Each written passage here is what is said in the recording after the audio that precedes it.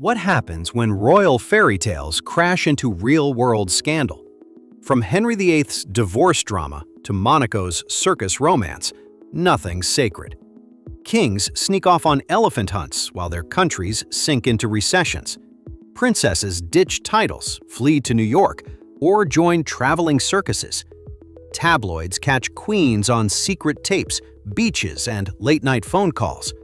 Courts whisper about love children, hidden bank accounts, and banned mistresses. Some scandals topple crowns. Others just permanently stain a family's reputation. In this episode, we're opening the palace doors way too wide. Stay till the end, because the final story might beat them all. Prince Harry's Nazi costume party photo embarrassed the royal family. One stupid costume turned Prince Harry into a global scandal. In mid-2000s Britain, he showed up at a friend's party. Instead of a boring tux, he wore a Nazi uniform with armband. A tabloid photographer snapped the look, and the picture went everywhere. For a royal family obsessed with image, it felt like disaster. Jewish groups in the United Kingdom condemned it as deeply offensive. Harry later apologized publicly, calling it a thoughtless choice from youthful ignorance. Years later, he said growing up around tabloid culture shaped that recklessness. The episode still haunts documentaries about his life, especially post-royal exit. King Edward VIII abdicated the throne to marry Wallis Simpson. Britain watched its own king step down rather than stay single. In the 1930s, King Edward VIII fell hard for Wallis Simpson. She was an American divorcee, with one ex-husband and another pending. The Church of England opposed a twice-divorced queen, and politicians panicked. Edward refused to give her up, shocking conservative Britain and Commonwealth governments. He announced his abdication on radio, saying he could not rule alone. His brother became George VI, suddenly leading Britain toward looming world war. Edward married Wallis in France, far from London and Windsor pomp. For decades, debates around their love story mixed romance with suspected selfishness.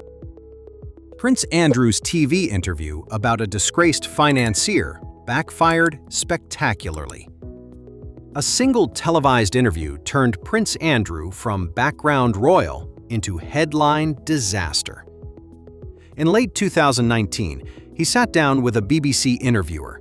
They grilled him about friendship with Jeffrey Epstein, a convicted sex offender. Andrew tried explaining a New York visit and a London nightclub photo.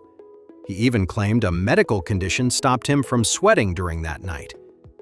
Viewers found his answers cold, evasive, and strangely unaware of victims. Within days, charities cut ties, and public anger surged in Britain. Buckingham Palace later announced he would step back from royal duties indefinitely. The interview now lives online as a masterclass in reputational self-destruction. Princess Diana exposed Charles and Camilla in bombshell television interview. One late-night BBC broadcast blew open the carefully polished Windsor marriage story. In the mid-1990s, Princess Diana sat alone for a secret interview. She spoke candidly about Prince Charles, Camilla Parker Bowles, and their affair. Diana described feeling sidelined inside the royal machine and emotionally isolated. She also mentioned struggles with bulimia and mental health under constant scrutiny. Millions in the United Kingdom watched, hearing vulnerability they never expected on television. At the palace, courtiers reportedly saw it as nuclear-level disloyalty. Soon after, Queen Elizabeth II urged Charles and Diana toward formal divorce proceedings. Years later, the program itself became controversial over deceptive tactics used securing it. Leaked phone call between Charles and Camilla revealed cringe-level intimacy.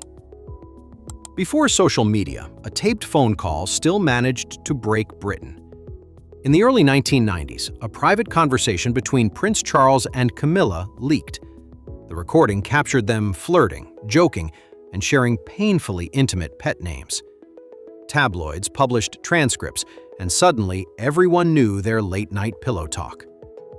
For Diana, already suspicious of Camilla, it felt like confirmation of betrayal. For Charles, the future king, it showed a painfully human, awkward side. People laughed at the absurd details, but the embarrassment was very real. The scandal helped cement public interest in every twist of the triangle.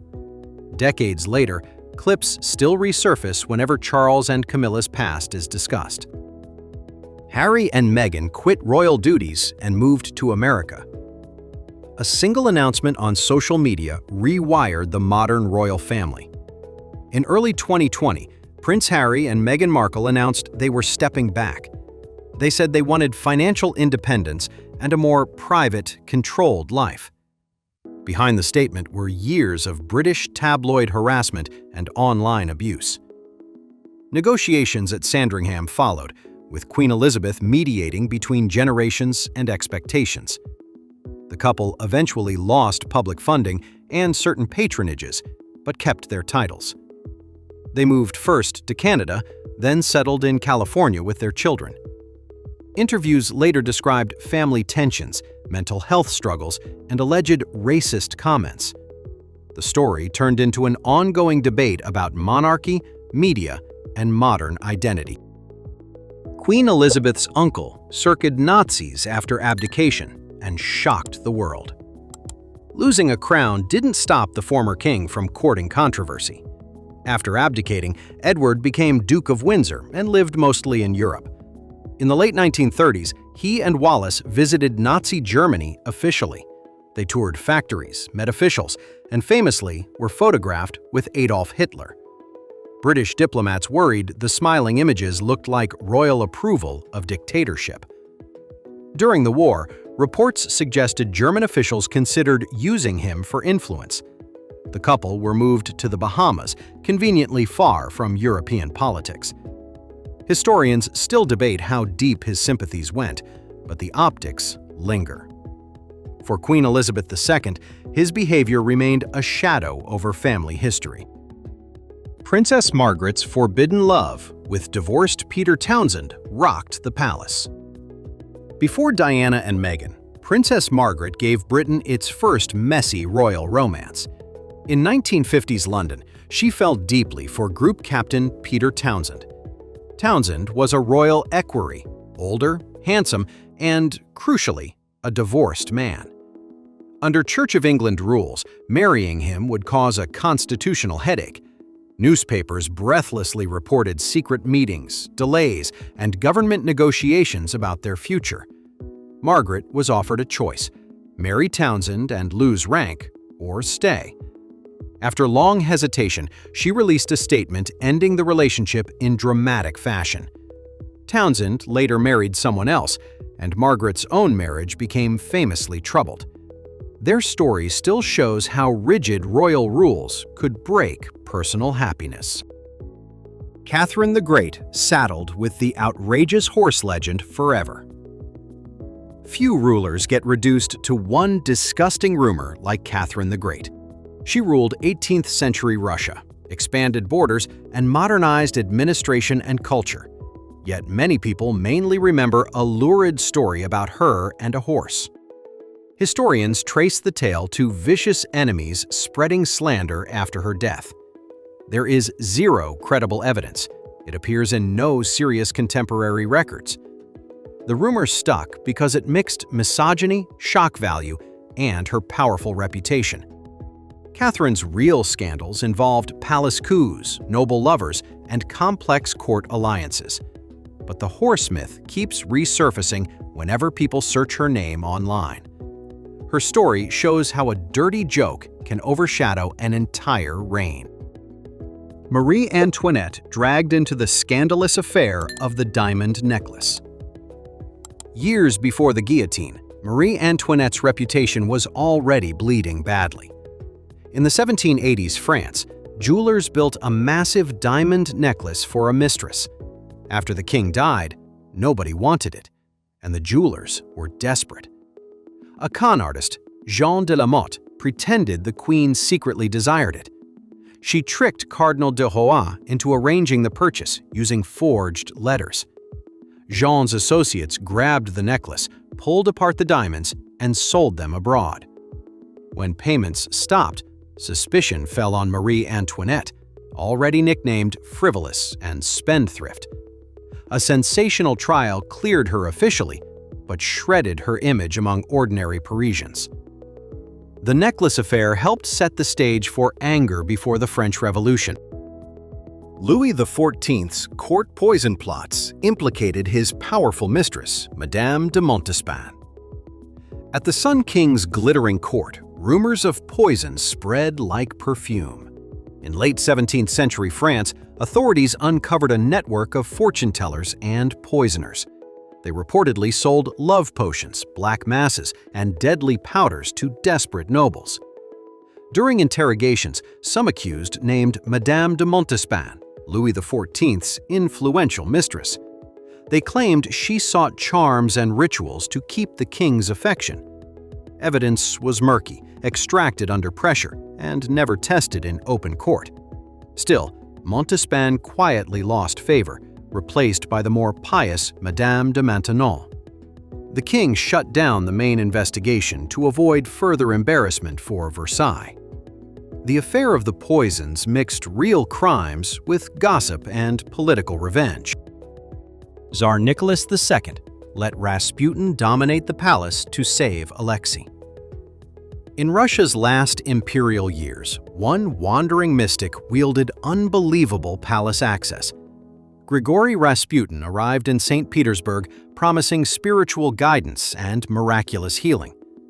Tsar Nicholas II and Empress Alexandra believed he eased Alexei's dangerous bleeding episodes. Because Alexei had hemorrhagia, any improvement felt like a miracle, strengthening trust. Rasputin started advising on ministers, war policy, and church appointments from afar. Russian nobles and politicians saw him as a drunken charlatan corrupting the monarchy. Cartoons and rumors painted Alexandra as hypnotized, even romantically entangled with him. A group of aristocrats eventually murdered Rasputin, hoping to save the dynasty. Instead, World War I and revolution soon swept away Nicholas, Alexandra, and empire. Austrian Crown Prince Rudolph's Mayerling murder-suicide shattered imperial respectability. One winter morning at Mayerling, Austria's future suddenly vanished behind locked doors. In late 19th century Austria-Hungary, Crown Prince Rudolph was heir to Emperor Franz Joseph. Rudolph retreated to a hunting lodge with his young lover, Baroness Mary Vetsera. Soon afterward, both were found dead, and officials rushed to control information. The official story spoke of a suicide pact, framing it as tragic illness. Rumors later blamed politics, depression, and dangerous arguments inside that hunting lodge.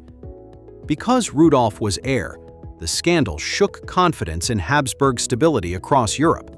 His death meant Archduke Franz Ferdinand became heir, linking Mayerling to Sarajevo. The Mayerling mystery still fuels books and films about doomed European royalty. Queen Caroline put on public trial for adultery against King George IV. Imagine your messy divorce argued not on television, but in Parliament. In early 1820s Britain, Queen Caroline returned from Europe, George IV's unwanted wife. George pushed a special bill accusing her of adultery with an Italian servant. The House of Lords effectively became a courtroom, hearing witnesses and sordid stories. Crowds in London backed Caroline, seeing her as bullied by hypocritical husband. Ballads, cartoons, and banners mocked George, portraying him as selfish and decadent. The government narrowly withdrew the bill, but the royal marriage was clearly dead. Caroline tried attending George's coronation and was literally shut out of Westminster Abbey. Her story became a symbol of public opinion turning against bad royal behavior. Queen Victoria's intimate friendship with servant John Brown scandalized her court. After Prince Albert died, Queen Victoria shocked Britain by leaning on a servant. John Brown was a blunt Highland gillie who became her constant companion. He walked beside her carriage, advised her privately, and spoke with surprising informality. Courtiers muttered that the Queen listened to Brown more than ministers. Victorian newspapers hinted at an improper closeness, though no firm evidence emerged. Her children nicknamed him the Queen's favorite and resented his influence. Victoria, grieving and stubborn, defended Brown fiercely and kept him by her side. After Brown's death, she reportedly treasured mementos and portraits of him at Balmoral. The relationship still sparks debate, somewhere between rumored romance and loyal friendship. Rumors linked Prince Albert Victor to Jack the Ripper murders. Of all royal conspiracy theories, few are darker than this Victorian rumor. Prince Albert Victor, Queen Victoria's grandson, was later linked to Jack the Ripper. The murders happened in London's East End while he was sometimes away traveling. Decades later, writers wove timelines, illnesses, and secret affairs into elaborate theories. Some claimed a royal cover-up hid his supposed involvement with victims or suspects. Professional historians have repeatedly rejected this, citing weak evidence and contradictory records. Police files from the period point to entirely different main suspects in Whitechapel. Still, the idea of a killer prince keeps resurfacing in books and dramas. It perfectly shows how true crime can twist royal history into legend. Henry VIII broke with Rome to divorce Catherine and marry Anne. England tore itself away from Rome because Henry wanted freedom. Henry VIII was stuck married to Catherine of Aragon without sons. The Pope refused his annulment, partly to avoid angering powerful Spain. So Henry pushed Parliament to pass laws cutting papal authority entirely. He made himself supreme head of the Church of England. Monasteries across England were dissolved, their lands seized, and wealth redirected. Henry then married Anne Boleyn, hoping she would finally produce heirs. The religious break unleashed decades of turmoil, rebellions, and shifting alliances. All of it began with one royal marriage crisis at court. Anne Boleyn accused of adultery and incest before her beheading. England watched a queen fall from dazzling favor to the scaffold. Anne Boleyn started as Henry's glamorous obsession, replacing Catherine at court. She gave birth to Elizabeth, but no surviving sons followed afterward. As Henry's patience faded, enemies whispered that Anne bewitched and manipulated him.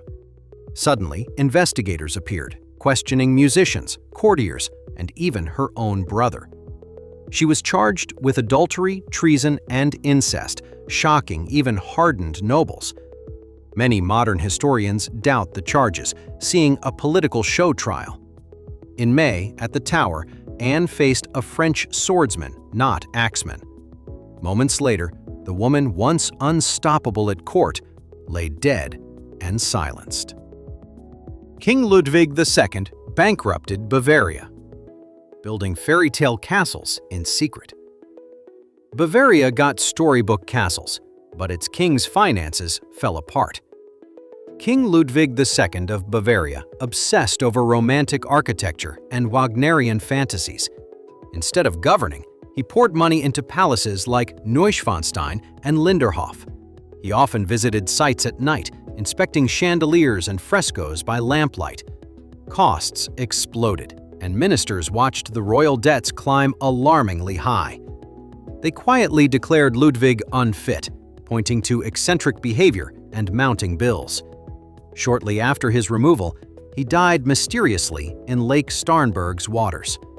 Officially, it was drowning, but rumors of conspiracy still swirl today. The castles that ruined him later became Bavaria's glittering tourist gold mine. King Juan Carlos' secret elephant hunting trip during recession outraged Spaniards. Spain learned its king was hunting elephants while the country struggled. During a deep economic crisis, unemployment soared and families tightened every expense. Then, photos surfaced of King Juan Carlos on luxury safari in Botswana. He had kept the trip quiet, accompanied by wealthy hosts and companions. The image of a smiling monarch beside a dead elephant enraged Spain. Critics said it proved he was out of touch with ordinary Spaniards. Facing backlash, Juan Carlos apologized publicly, saying it would never happen again. But the scandal damaged the monarchy's reputation at a very fragile moment. It became one early domino leading toward his later abdication decision. Juan Carlos later abdicated amid financial scandals and exiled self abroad. Years after the safari uproar, Juan Carlos's troubles only grew worse. Investigations began circling around opaque finances, foreign accounts, and alleged secret payments. Spanish media reported questions about money linked to Saudi rail contracts and gifts. The royal household tried to distance the institution, emphasizing newer generations' transparency promises. In 2014, he abdicated in favor of his son, Felipe VI. Later, mounting pressure pushed him to leave Spain and live abroad. He settled temporarily in the United Arab Emirates, far from Spanish headlines. Supporters called it a sacrifice to protect the crown's future stability. Critics saw a former king effectively exiling himself to avoid further embarrassment. Swedish King Carl Gustaf faced nightclub and escort allegations in biography. Sweden's usually low-drama monarchy suddenly found itself splashed across tabloids. King Carl XVI Gustaf had long cultivated a wholesome, slightly reserved public image. Then, a biography emerged alleging secret nightlife visits and connections to hostesses. The book described late-night clubs, gambling rooms, and women arranged for entertainment. Photographs and witness accounts were debated, with some sources firmly denying everything. Swedes, used to transparent politics, were unsettled by possible royal double lives. Carl Gustaf gave a brief comment saying he had discussed matters with family. He asked the country to move on, without addressing every allegation specifically. The episode showed even Nordic monarchies struggle when private behavior meets public expectations. Monaco's Princess Stephanie ran away with circus performer after paparazzi frenzy. Monaco watched its princess swap palace receptions for a caravan backstage. Princess Stephanie, daughter of Prince Rainier and Grace Kelly, hated paparazzi attention. After surviving her mother's fatal car crash, she was already tabloid bait. In the early 90s, she fell for a married circus acrobat. She joined his touring show, helping with costumes and animal care work. Photographers chased the couple from tent to tent, capturing every dramatic argument. Monegasque traditionalists worried the principality looked more soap opera than serious state. Stephanie eventually left that relationship, but her rebellious image firmly stuck. For many, she symbolized the impossible pressure of growing up royal on display. Prince Albert of Monaco acknowledged secret children after years of denial. Monaco's ruler eventually confirmed paternity for children long rumored in magazines. Before marrying Charlene, Prince Albert had a reputation as Europe's perpetual bachelor. Stories circulated about former girlfriends claiming he was father to their children. For years, the palace issued careful statements, neither fully confirming nor embracing. Eventually, legal processes and DNA tests led him to formally recognize two. One child lived in the United States, another in Togo, far away. They are not in the line of succession under Monaco's rules. Still, the revelations fueled gossip about secret lives behind palace balconies. When Albert finally married, many wondered whether the scandals would truly fade. Norwegian Crown Prince Haakon married former party girl, single mother Mette-Marit. Norway's royal wedding looked modern, but the debates beforehand were intense. Crown Prince Haakon fell in love with Mette-Marit Jessem Høiby, a commoner. She was a single mother with a past tied to Oslo's party scene. Norwegian newspapers discussed former boyfriends, drugs around that crowd, and nightclubs. Conservatives worried the future queen wouldn't represent traditional Scandinavian values properly. Before the wedding, Mette-Marit publicly addressed her past and expressed clear regrets. Her openness resonated with many young Norwegians used to less perfect biographies. On the wedding day, crowds cheered the couple sailing through Oslo's harbor. The controversy faded, leaving a story about changing royal expectations in Scandinavia. Japanese Princess Mako gave up royal status to marry commoner.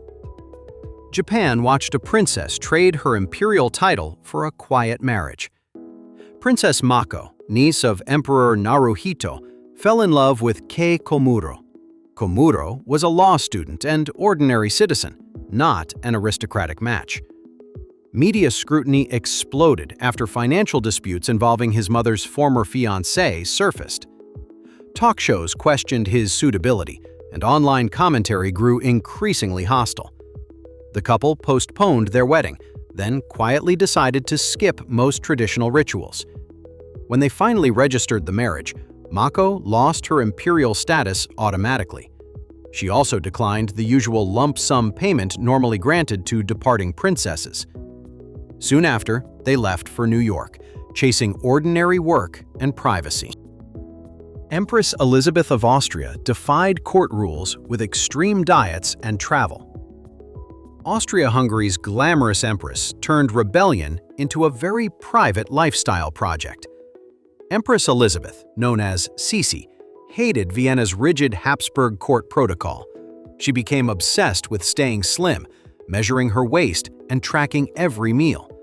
Her diets were extreme, sometimes living on broths, oranges, or glasses of milk. She exercised constantly, installing gym equipment in palaces and demanding daily horseback rides. Sisi also escaped court life by traveling endlessly across Europe and the Mediterranean. She avoided ceremonies, frustrating officials who wanted a visible empress beside Franz. Behind the romantic portraits was a restless woman refusing to fit imperial expectations. Her tragic assassination in Geneva later cemented the myth of an untamed soul. Duchess Sarah Ferguson caught on camera accepting cash for royal access. A hidden camera turned a private offer into a global embarrassment overnight. Sarah Ferguson, Duchess of York, was struggling financially after divorcing Prince Andrew. An undercover reporter posed as a businessman seeking introductions to her royal ex-husband. In secretly filmed footage, she appeared to discuss fees in exchange for access.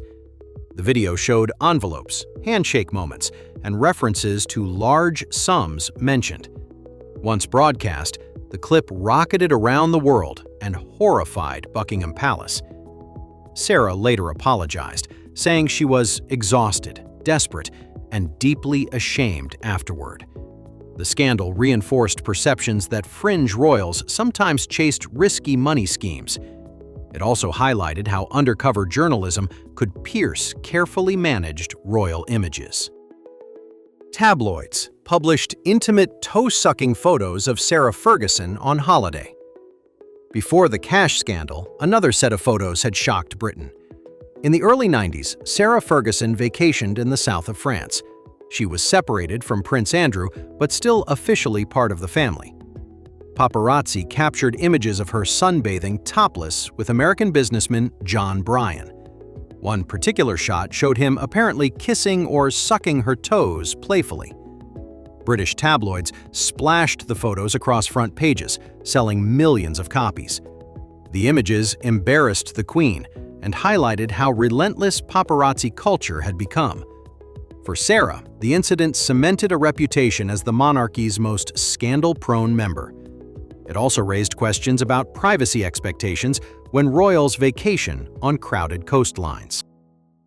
Secretly recorded Squidgygate calls exposed Diana's flirty chats with another man. Even private phone calls weren't safe once scandal-hungry listeners joined the story. In the early 90s, recordings emerged of Princess Diana speaking with James Gilby. The audio captured playful nicknames, including him using a sugary pet name. Someone had apparently intercepted radio phone frequencies and recorded the conversations over time. When transcripts leaked, they fueled talk that Diana's marriage to Charles was crumbling. Supporters argued she sounded lonely, reaching for comfort outside an unhappy royal household. Others focused on the breach itself, worrying about national security and blackmail. Soon, another scandalous recording involving Charles and Camilla appeared, deepening public fascination. Together, the tapes turned private misery into ongoing soap opera for worldwide audiences. British press floated paternity rumors linking James Hewitt and Prince Harry. One of the cruelest royal rumors attached itself to a child. During the 90s, tabloids speculated that Harry wasn't really Prince Charles's son. They pointed to Diana's red-haired friend James Hewitt, later revealed as her lover. Photos comparing Harry's hair and jawline to Hewitt's circulated endlessly in magazines. A key fact undercut the theory. Hewitt met Diana after Harry's birth. Still, rumors stuck, resurfacing whenever someone wanted a cheap, sensational headline about paternity. Commentators noted how unfair it was, dragging a teenager into adult gossip. Diana's family and official sources repeatedly dismissed the claim as pure invention. Despite denials, the story shows how conspiracy thinking clings stubbornly to royalty. King Charles's private letters to ministers sparked outcry over political meddling. Even handwritten notes can ignite constitutional anxiety when a monarch writes them. Before becoming king, Prince Charles often wrote letters to British government departments. He raised concerns about architecture, agriculture, military equipment, and environmental issues he'd studied. Campaigners demanded disclosure, arguing citizens should see how royals tried influencing policy. After legal battles, some letters were released, revealing polite but firm lobbying efforts. Critics said this blurred the line between symbolic monarchy and active political player. Supporters argued he was simply raising long-term issues most politicians ignored. The controversy forced discussions about royal neutrality, transparency laws, and modern expectations. When he eventually became king, observers watched carefully whether that lobbying style continued. Princess Anne divorced Mark Phillips after love child scandal hit headlines. Britain's most no-nonsense royal still found her private life splashed everywhere. Princess Anne married Captain Mark Phillips in a grand ceremony at Westminster Abbey. They had 2 children together and shared a love of horses. Over time, their relationship cooled, and rumors of affairs began circulating. In the 80s, it emerged Mark had fathered a child with another woman. The revelation embarrassed the palace and underlined how strained the marriage already was. Anne and Mark eventually divorced, ending one of the Queen's children's earliest unions. Soon after, Anne married Timothy Lawrence, a naval officer she had already known. The saga showed that even the toughest royal can face messy entanglements. Prince Charles admitted adultery in televised interview about his failed marriage. A carefully planned TV interview ended up revealing far more than expected. In the mid-90s, Prince Charles sat down to explain his split from Diana. He spoke about pressures of duty, media scrutiny, and different personal expectations. Pressed on fidelity, he admitted being unfaithful after the marriage irretrievably broke.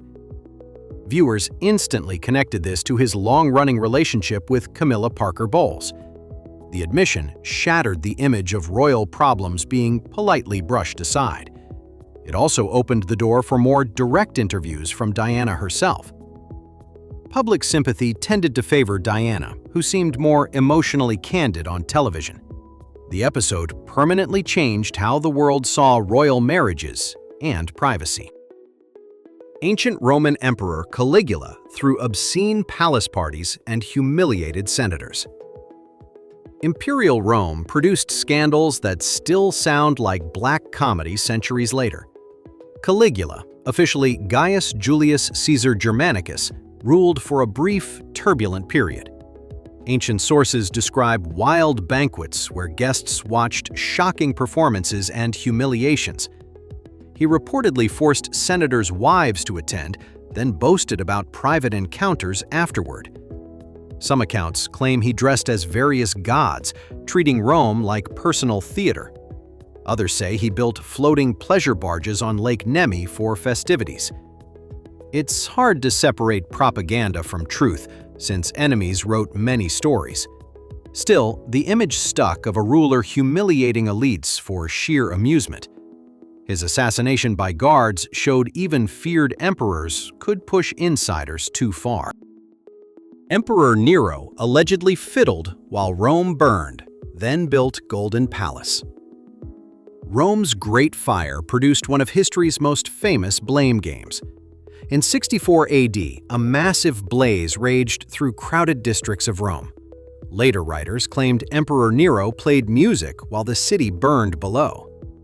Many historians doubt that exact scene, but agree suspicion fell on him. To deflect accusations, he blamed Christians, leading to brutal early persecutions. After the fire cleared, Nero seized land near the Forum for himself. There, he built the Domus Aurea, a lavish golden house with artificial lake. People saw glittering halls where neighborhoods once stood, fueling anger about priorities. Nero's reputation never recovered, and later emperors buried parts of the palace. Louis XVI faced rumors. Marie Antoinette loved Count Fersen instead. On top of revolution, France's royal couple faced relentless romantic gossip. Queen Marie Antoinette grew close to Swedish nobleman Axel von Fersen at Versailles. He helped organize their attempted escape during the revolution's dangerous early years. Surviving letters hint at deep affection, though historians debate exact boundaries. Enemies of the monarchy weaponized the relationship, calling her faithless and foreign. Pamphlets portrayed secret meetings, masked balls, and whispered promises in candlelit corridors. Louis XVI, quieter and more introverted, struggled to counter those fiery narratives. Whether or not a full affair happened, perception mattered during revolutionary paranoia. The story endures because it mixes doomed romance with collapsing political order. Catherine de' Medici blamed for orchestrating poisonings and dark court intrigue. Few queens collected as many sinister legends as France's Catherine de' Medici. Married into the Valois dynasty, she navigated brutal religious wars and factional rivalries. Later writers claimed she kept a cabinet of poisons and astrologers on call. Stories described secret passageways at the Louvre and hidden rooms for plotting. She was linked to suspicious deaths of rivals, whether or not evidence existed. During the St. Bartholomew's Day massacre, many blamed her for unleashing slaughter. Some historians argue she was more pragmatist than mastermind, juggling impossible pressures. Still, the image stuck of a queen stirring vials behind embroidered curtains. Her legend shows how powerful women often become lightning rods for dark stories. Romanian King Carol II abandoned wife for mistress Magda Lupescu and abdicated. Romania's throne turned into a romantic battlefield long before war reached it. Crown Prince Carol married Princess Helen of Greece, but quickly grew restless. He began a relationship with Magda Lupescu, a divorced woman of Jewish background. The affair scandalized conservative elites who saw both divorce and religion as problems. Carol left the country with her, renouncing his rights for a time. He later returned, seized the throne, and ruled as a controversial king. Throughout, Magda remained central, living openly with him despite constant public criticism. Eventually, mounting crises and pressure forced Carol to abdicate in favor of Michael. He left Romania again with Lupescu, proving love could overturn even royal calculations.